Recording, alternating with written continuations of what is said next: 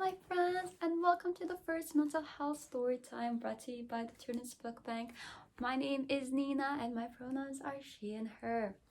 First off, before we start our mental health story time, I would like to greet everybody a happy new year and wishing you all a very prosperous, healthy, and a safe 2021 and many more years to come.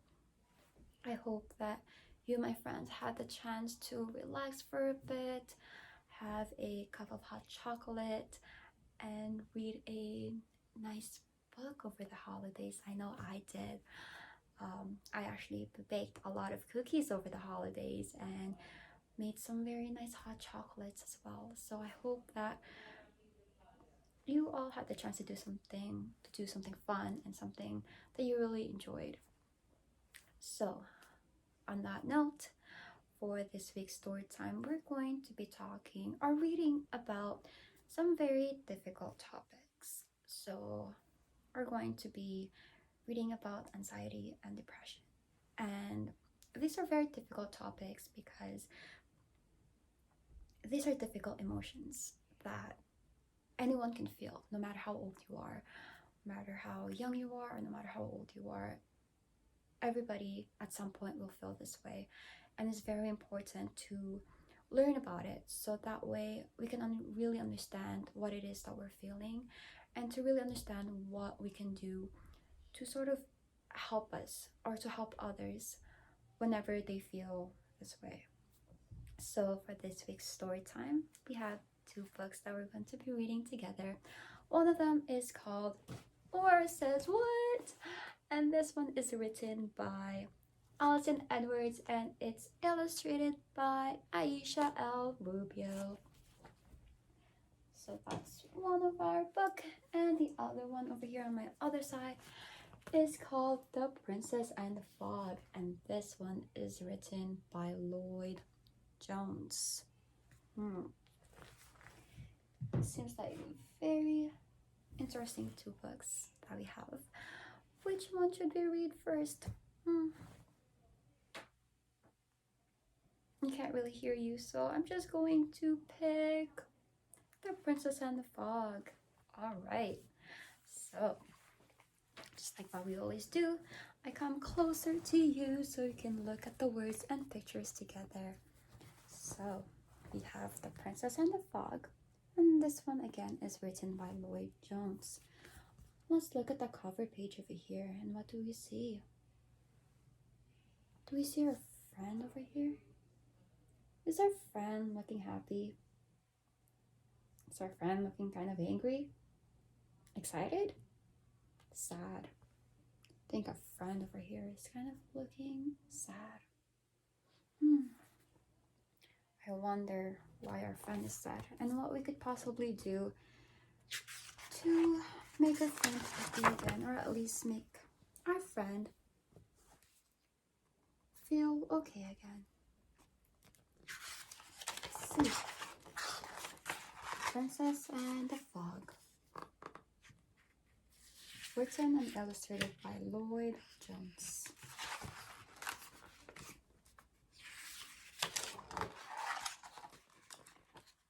Once upon a time, there was a princess.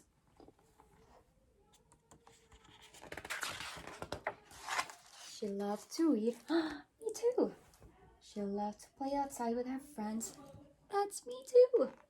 She loved school, and she loved to ride her horses.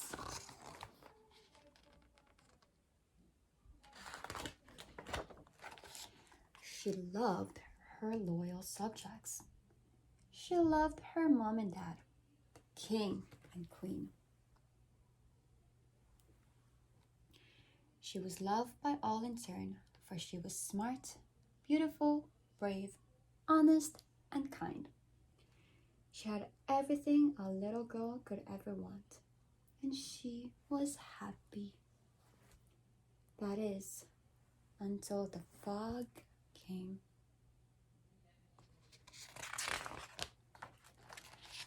It happened slowly, so slowly that nobody really noticed at first.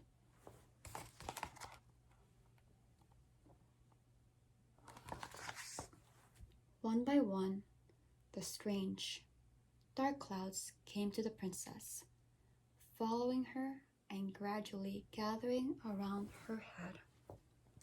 Do we see the fog? It's right there. As time went on, it got worse and worse. The clouds kept gathering and growing. Eventually, her whole head was surrounded by a deep, dark fog that she could hardly see out of anymore. Still, nobody noticed. She started to feel completely alone, even when she wasn't. Let's look at the picture over here. You could actually see how the princess was feeling. She went from happy and all the way to sad. And now she's sitting at the corner of her room, all alone. The fog made the princess feel slow, sad, and tired. She had trouble concentrating on or doing even the simplest of things. Suddenly, everything seemed really difficult.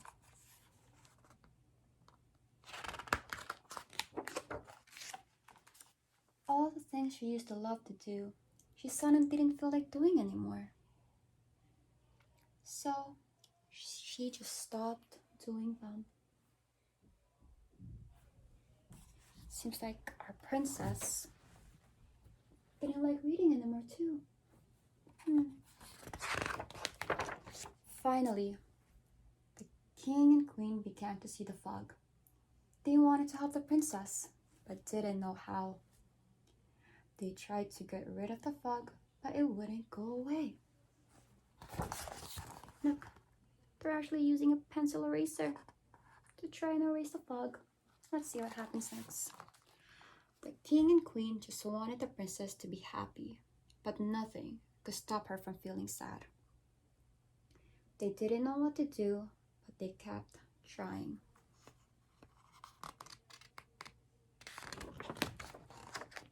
One day, a friend from school came to the castle to ask the princess if she wanted to go out and play. "Sir, I just got a new basketball. You want to play?" But the princess didn't feel like playing, so she said no. She didn't feel like doing anything.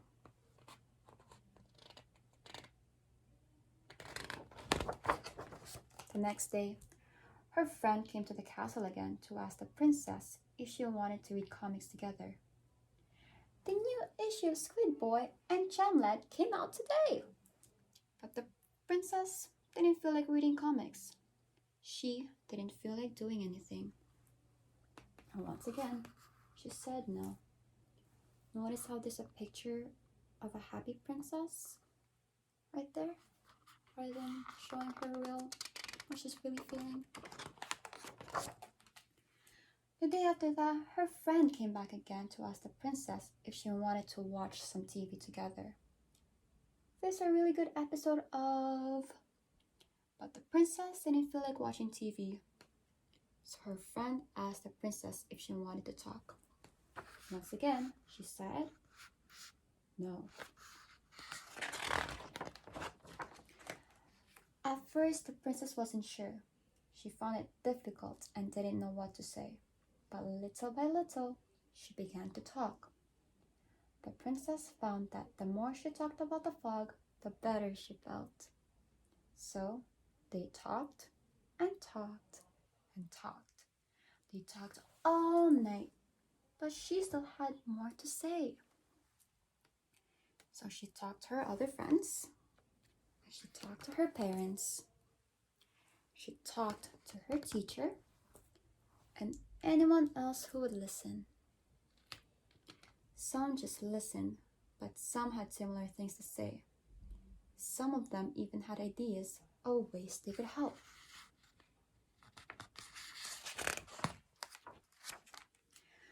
Her teacher told her to go and see the adventurers, who took her exploring in the fresh air and sunshine. They also helped her set daily challenges for herself.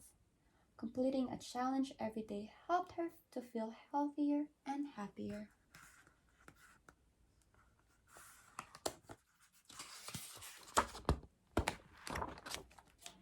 The king and queen took her to see the castle druid. They talked about the fog, and he brewed up some potions for her to try. Her friends told her about the 1,000-year-old wise woman who told her that a fog like this had been seen in the kingdom before. It often followed people who felt sad or lonely or had been treated badly. But sometimes it came for no obvious reason at all. It isn't easy to make the fog go away, but it helps to talk about it and do the things to make you feel happy.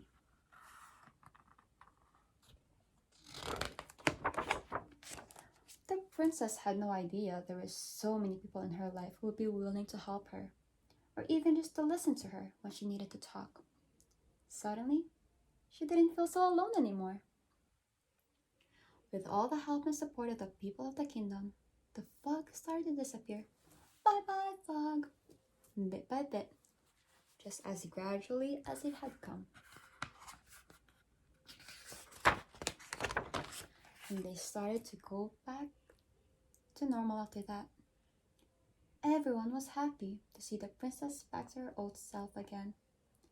But that is not the end of the story.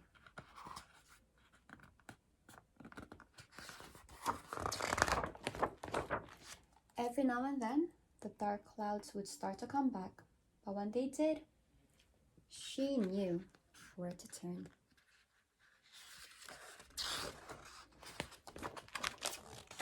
In the end, this is also an amazing book for parents because it also are caregivers because it has a guide for parents and carers for children who are experiencing depression. So, thumbs up for that. So my friends, The Princess and the Fog talks about the very difficult emotion of depression. So as what the princess have experienced, it comes gradually and it goes away gradually as well. And sometimes it comes for no reason, sometimes there is a reason. And it is a very, very difficult emotion to be dealing with alone, especially at a very young age. So if you ever feel sad or alone, talk to somebody. Someone will listen to you and someone is willing to help you. But I think it's also important to know when you're ready to talk. Some people are not ready to talk about it yet because it's so difficult and overwhelming that we don't have the words to say. And that's totally fine. As long as you talk to somebody after that, as long as you know what you need, just as long as you know what it is that you need to take care of yourself, and as long as you know that there are people who love and care for you and who would be there to listen who would listen to you. So my friends, that was a very difficult story to read, but had a very sweet message at the end. So next time we're gonna be talking or reading together.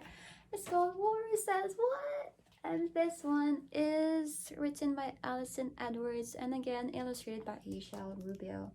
So let's see if these two books have something similar.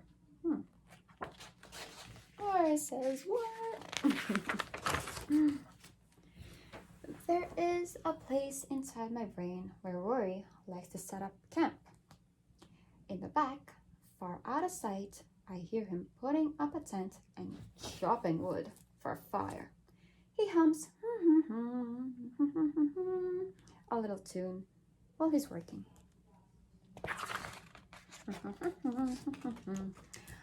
Rory's songs tie my tummy up in knots, and the things he says make my heart beat very fast. Sometimes he speaks in a whisper, and other times his voice gets so loud I can't hear anything else. Like when I take a math test, At first, Worry whispers, "It's too hard." Then his voice gets louder. So loud, I can't even think. I try to concentrate, but Worry keeps saying over and over, "It's too hard. You can't do it. You'll never get it right." Maybe Worry is right. I don't know how to do this math. I lay down my pencil and watch as everyone else finishes their test.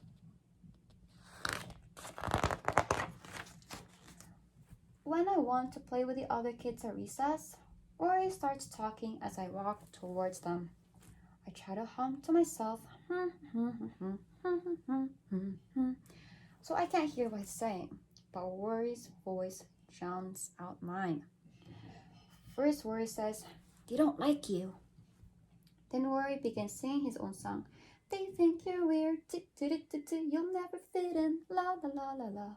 They don't want to play with you, da da da da da da da." When I try to do a back handspring in gymnastics, Worry starts off again.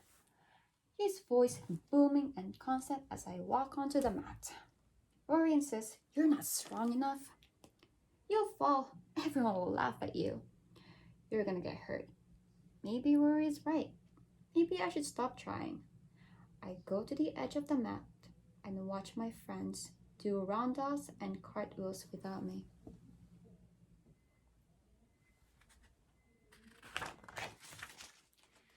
When I crawl into bed at night and shut my eyes, I hear Worry's voice again. He whispers, "You're not safe." I listen closely to the noise in the house as Worry asks, "Do you wonder what's making that sound? Is there something in the closet? What's that shadow on the ceiling?" I'm too scared to sleep. And he says, "It's 213. It's 213.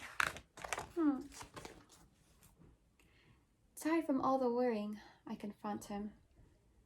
"Will I always be afraid?" "You will, if you keep listening to me," Worry says. The truth is, listening to Worry is ruining my life. He never makes me feel better. He always makes me worse.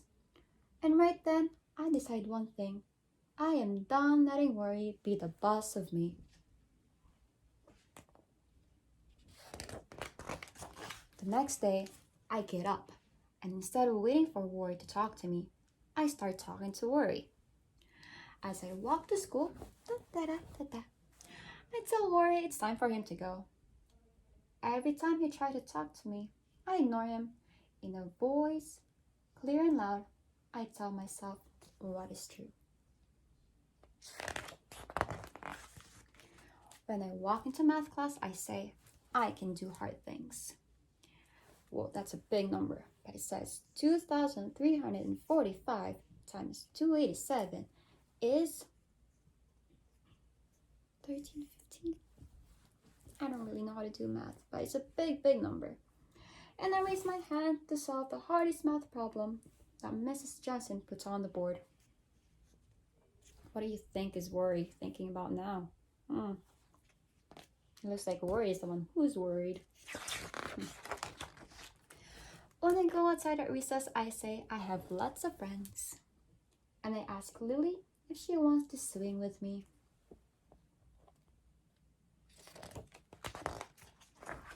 When I walk into gymnastics, I say, I believe in myself. My first back handspring doesn't go so well, and I hear Worry suddenly right behind me. "See, I told you, he can't do it." I look right into his eyes and yell, "I can't yet, but I will."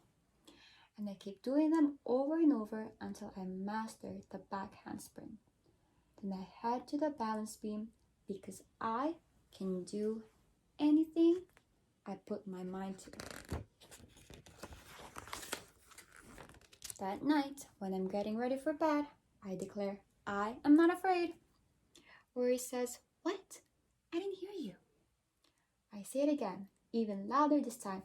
I am not afraid.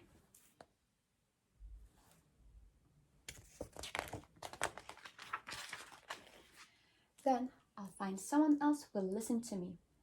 As Rory packs up his tent to leave, I realize how much smaller he's gotten. I know he'll be back again, and I'll be ready.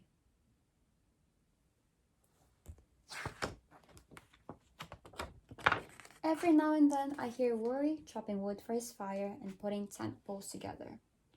Before he can even get settled back in, I sing a little song, just loud enough for him to hear. I can do hard things, da da da da da. I have lots of friends, la la la la la. I believe in myself, da da da da. I am not afraid, ha ha ha ha ha. And Rory says, what? Rory says nothing. And that is the end of our story of Rory says what. I like that one too. So, my friends, we have 2 amazing stories that we read together that talks about anxiety and depression. So, when you feel like there's a fog over your head, like what I said earlier, don't be afraid to talk to someone. If you're not ready to talk to someone yet, that's okay. As long as you know that talking about it helps. Sometimes we all just need some time to ourselves, just to process things through. And that's fine as well. As long as we know that there is somebody out there who is willing to help us, who's willing to listen, and that we are not alone. Nora says what? This little guy right there, always in my head as well. That's okay. Believe in yourself and believe that you can do anything. You'll be okay. Rory says what? Rory says nothing. So that, my friends, is the end of our story time for this week.